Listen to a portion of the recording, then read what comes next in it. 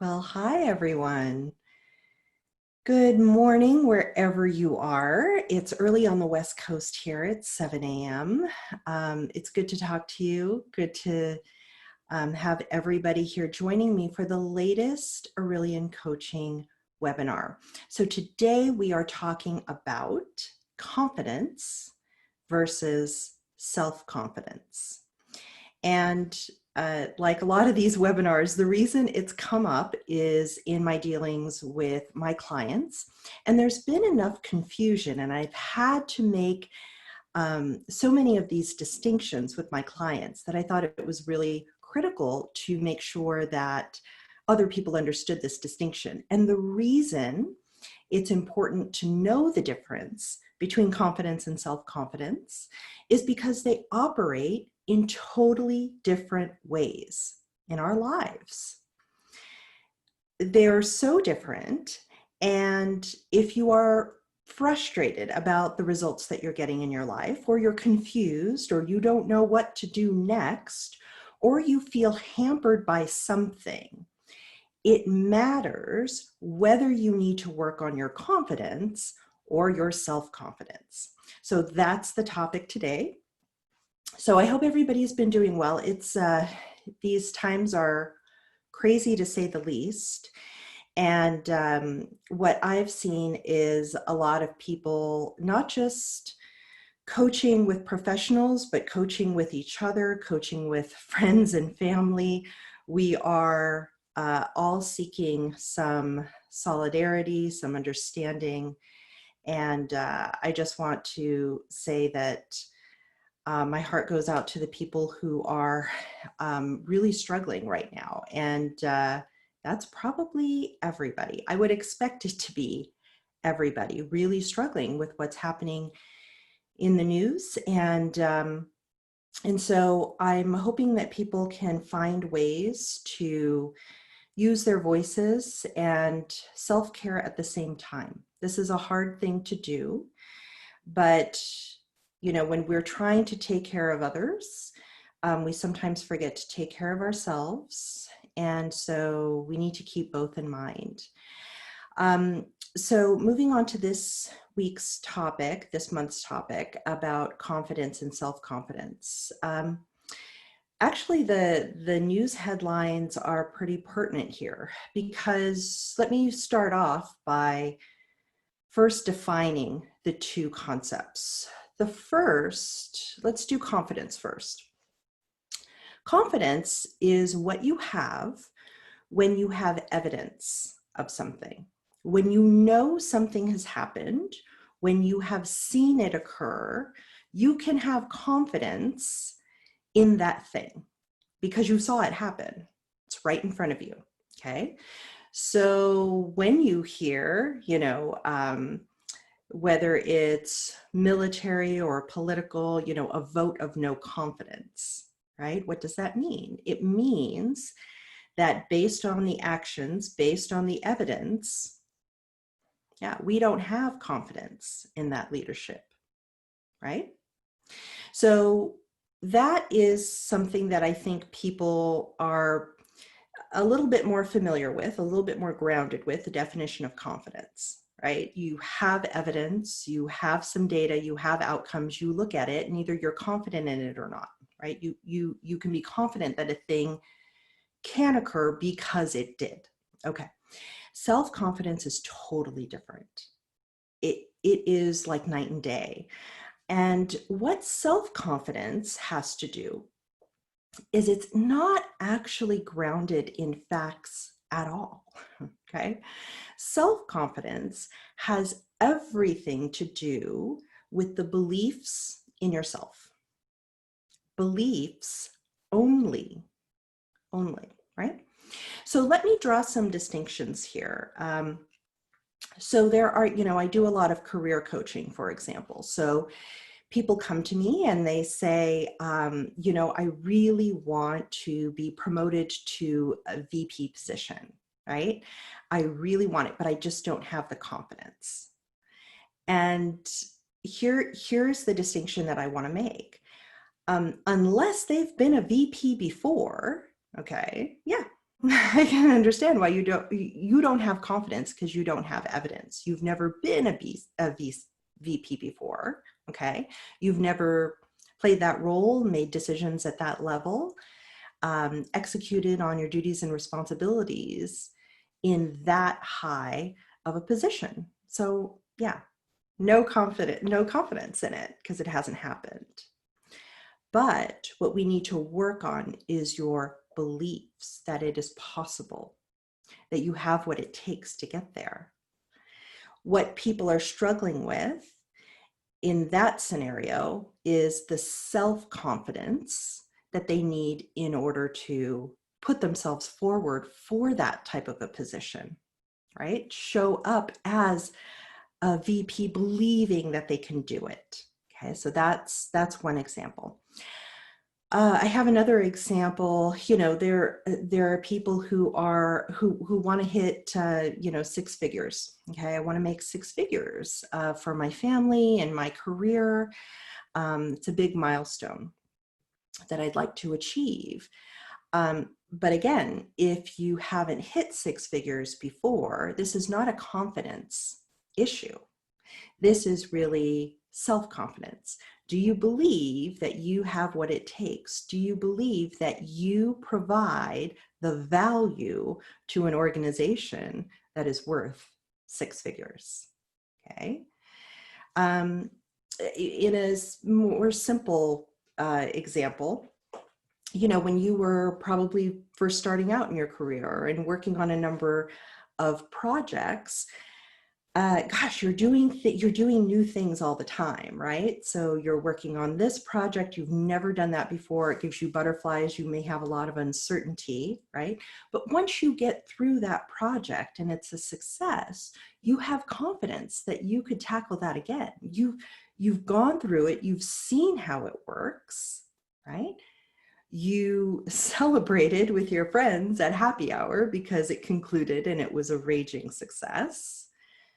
So you know that you could do that again. Now, whether you could do, you know, lots of other different projects, I don't know, right? You don't have absolute confidence in that because it hasn't happened, but you could have the self-confidence, the belief that, yeah, I could tackle lots of different projects. I could tackle lots of different ones. Like the belief is I'll go figure it out. The belief is I'm determined and I'm dedicated. The belief is I have the skills that I need and I can, you know, do the research and go talk to people, that I'm willing to do what it takes. That self-confidence. You've never done different projects before, but you believe that you can do it. Okay, so those are examples. Now, this difference between confidence and self-confidence is true in all aspects of our lives, right? So it's not just career. It comes up a lot in career, a lot. Okay, right? So, you know, people come to me and they say, well, I really need to work on my confidence. I have a confidence issue. And, you know, if they have done something before and suddenly they feel like maybe they can't do it or the circumstances are different, okay, that's fine. We'll work on the confidence issue, okay? Let's look at the evidence. Let's believe the evidence that is right before us. We have all sorts of data that show that you can be confident. But really what people are talking about is self-confidence. And so there, you know, there are things like standing up for yourself, right? Speaking up, right? Especially in these tumultuous times, a lot of people feel like, well, you know, what can I say and what can't I say? You know, what puts me at risk? What doesn't put me at risk, right? It may be situations that you have never been in yourself. You've just never been in those positions before, right? But can you conjure up the self-confidence to do what you feel you need to do? And if not, well, now we can explore why. We know that self-confidence is a belief issue. We know it.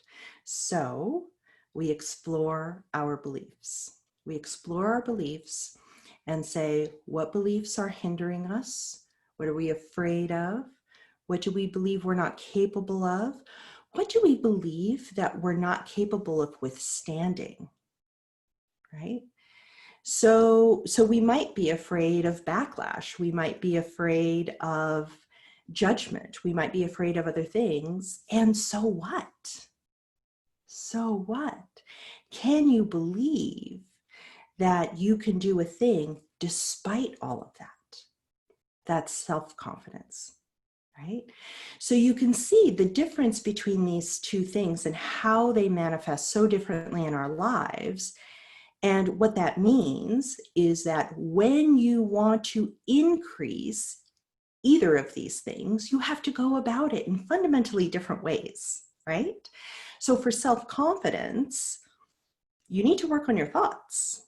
You need to first surface the beliefs that are holding back your own self-confidence. What do you believe you're not capable of? What do you believe can't happen or that you can't do? And go ahead and surface those, right?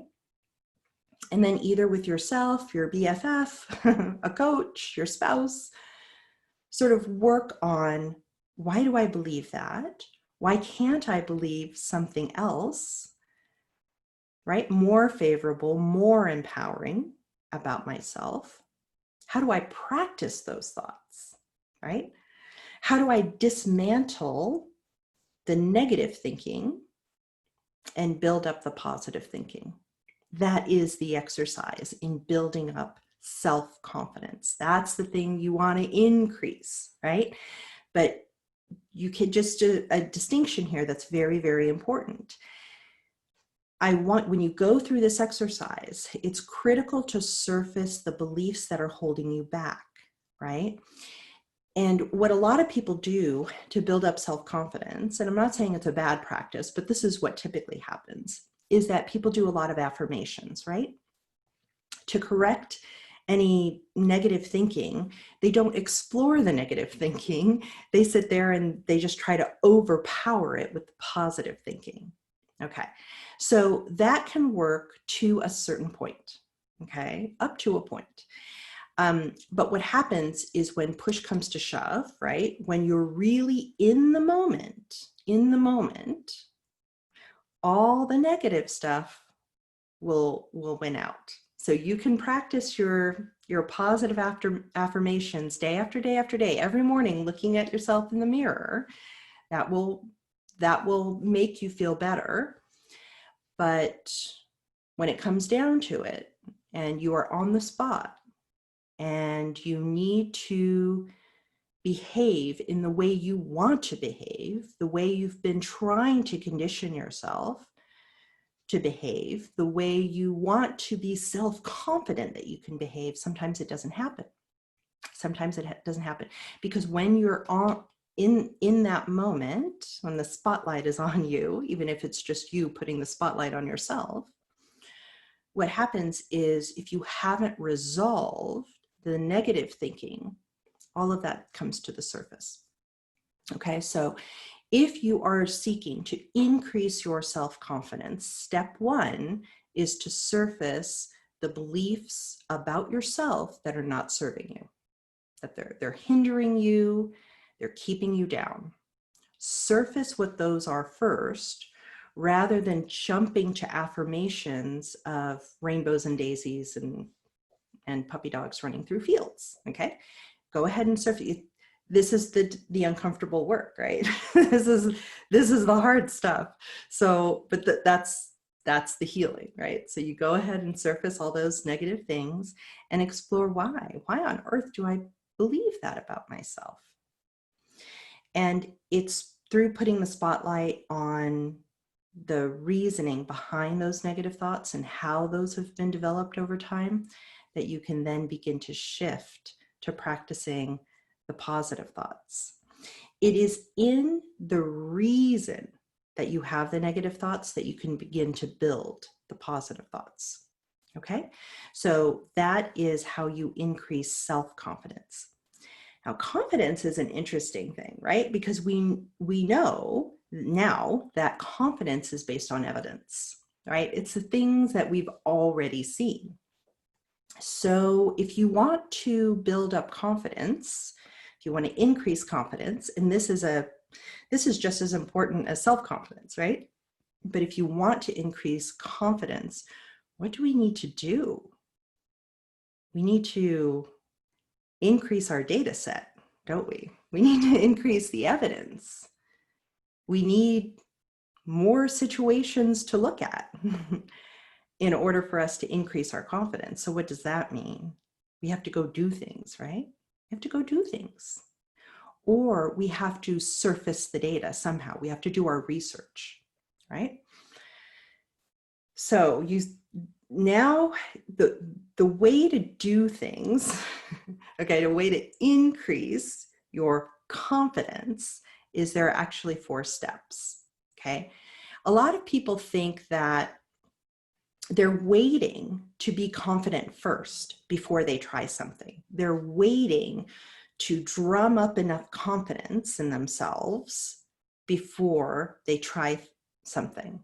We now know that that's not the way it works. What you need to work on is self-confidence. You need to work on the beliefs about yourself and the thinking, okay? If you wait until you're confident, you're going to be waiting a really long time. Because in the meantime, you're not actually building any evidence. So that confidence just magically doesn't magically appear. You need to go do the things.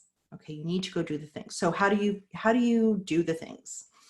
Well, 4 steps, okay? Ready? Number 1, you have to commit. You have to commit. So what does it mean to commit to something? There are a couple of things. Now, some people, all they need to do is work on it in their head, right? So it's not enough to say, I'm going to commit to something. They really, really need to get their minds organized around a thing. You know, some people use this, that they have to find their why, right? You may have heard that phrase before. Remember your why, about why you're undertaking this initiative. But some people, honestly, it's tactical.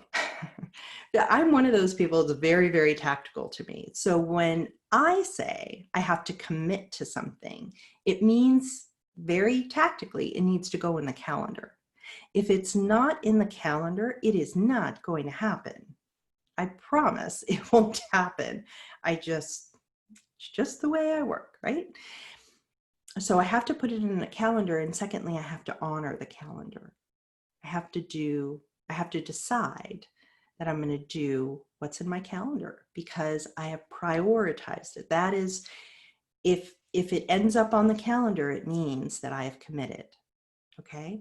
Some people do this with accountability, right? The way they commit is they tell a friend, hey, I'm looking to, lose 20 pounds and I'm committing to working out every other day. And I need an accountability partner. I need somebody outside whose judgment I'm terribly afraid of, who's gonna, who I have to report to.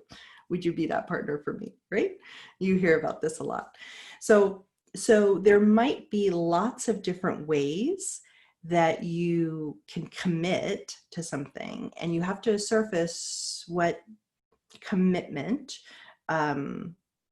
will actually work for you. But once you find that, that's step 1. You got to commit to the thing. Now, the second is you have to conjure up some courage. So this is the action step. This is the big one, right? Because even if you commit, right, you still have to do it. Your behavior needs to create the evidence, right? Confidence is based on evidence. So once you commit, you need to do it. You need to push through and have the courage to do the thing that you said that you would do. Okay, so that's all the behavior, all the action is in that step 2. Okay, if you need help on that part, if you need help on any of this, right, you know, finding the pathway that would work for you to actually commit to something, or actually, you know, taking the action, having the courage to take the action, um, call me, let's talk. We can talk about that. But the third step, because once you've taken the step to actually do the thing that you said you would do, once you have that courage, then step 3 comes along, and that's when you realize you're capable, totally capable, because at that point you have the evidence. You actually did it. You said you would do it, then you did it, and now you're capable. And that's where confidence comes from. So confidence is at the end of this. Confidence is like step 4. You can feel, you have the luxury of feeling confident after you've taken all those steps for yourself, right? So this is really important. So this is, you know, this distinction, so many people conflate these two concepts.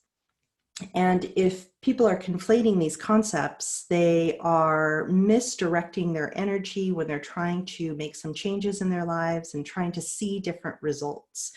So that is where I want to make sure that if you want to increase one versus the other, well, first of all, that you know the difference between the two. But if you want to increase one versus the other, there are very, very different tactics to employ. Okay, so I hope this was helpful. If you are not already on the email list, make sure you get on it so that you can get notifications, first notifications of these types of webinars. You can go to aureliancoaching.com/email and sign up. And you will get the registration links for all future webinars and replay links and things like that. If you're interested in talking, I do give one free kind of mini coaching session. It's about 30 minutes. And we could use it as a get to know you call, but honestly, I'm more interested in actively coaching you on something. So if you have a career question, if you have a leadership development question, if you have, you know, a coworker relationships question or a boss management question, whatever it might be, go to my website, aureliancoaching.com. There are lots of links there that will point you to the same page where you can just drop something in my calendar, literally drop something in my calendar, and then I'll call you and we'll talk, and I will actively coach you through whatever question it is. My goal through those sessions is to help you achieve some sort of breakthrough. Okay, so that is the goal. I want you to see what it's like to be coached. Okay, so have a wonderful day, a wonderful week. Take care of yourselves, take care of each other, and I will talk to you soon. Okay, take care, everyone. Bye-bye.